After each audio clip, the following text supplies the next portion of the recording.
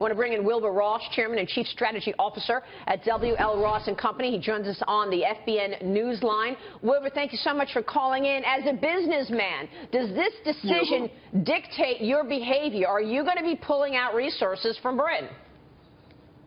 No, I think it's actually being a bit overdone. The financials, which is our main exposure in the UK, are mostly down about 20% or more. And they had already been fairly weak for quite a while. So I think adding on another 20% decline to what had happened before over discounts the problem. So you, I do think that this confusion will continue for some little while, and the stocks will be very volatile, probably everywhere. Yeah. So you think this is an overreaction in terms of the size of the declines we're seeing this morning, and you're waiting for things to settle out? Does that mean you're going to be a buyer at some point? Well, probably so. Because it's not the end of the earth. I think it would have been better for the UK, for sure, to have stayed in. I think the biggest questions now will be, what will the new leadership do? How severe will the problem be in negotiating with the EU? And what I do feel, and have said before, is I think this will go down as the most expensive divorce in history.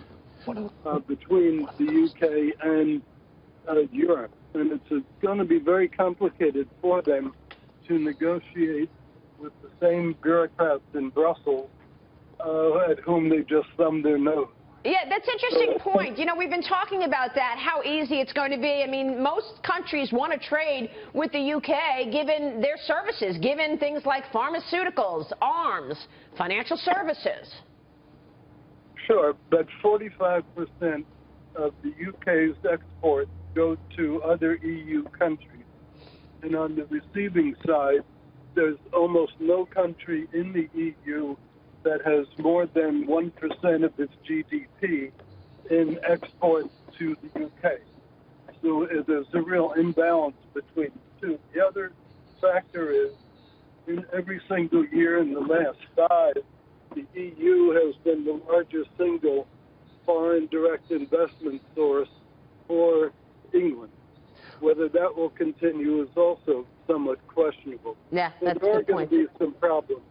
And there probably will be a bit of a recession. Wilbur, as a famed investor, I think it'd be very important for our viewers here to see, where do you think the best opportunities now are? Because a lot of times there's great opportunity in situations like this. So it'd be great to get your thoughts and opinions on where investors should position themselves, whether it's a particular sector, region, country, stock, anything. Yeah, I think in the UK, the domestic financials are a very good place to look.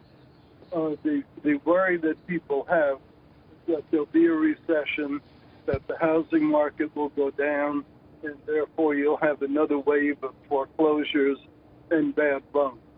My own guess is it won't be that severe.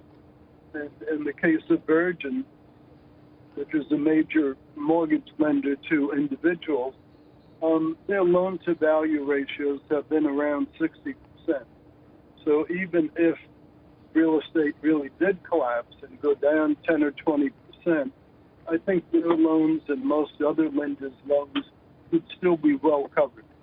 So that's why I think that this is a bit of an overreaction. Mr. Ross, doesn't the fact that Britain is a large recipient of foreign direct investment from the other countries of the European Union just tell you that it's a very attractive place to invest in, that it's a very vibrant economy, and that people will be, you know, climbing the walls to try to get there, to try to send their money there? Well, in recent years, the UK economy has been one of the strongest recoveries from the crash that occurred with the subprime crisis in the U.S. So it certainly has been good. And in a strange way, to the degree that the pound gets smashed and stays down low, that will make it a more attractive place for people to operate, because it'll change their international competitiveness. And that's one of the reasons why I think purely domestic businesses, like the banks, are not going to be hurt as severely as the market seems to be thinking.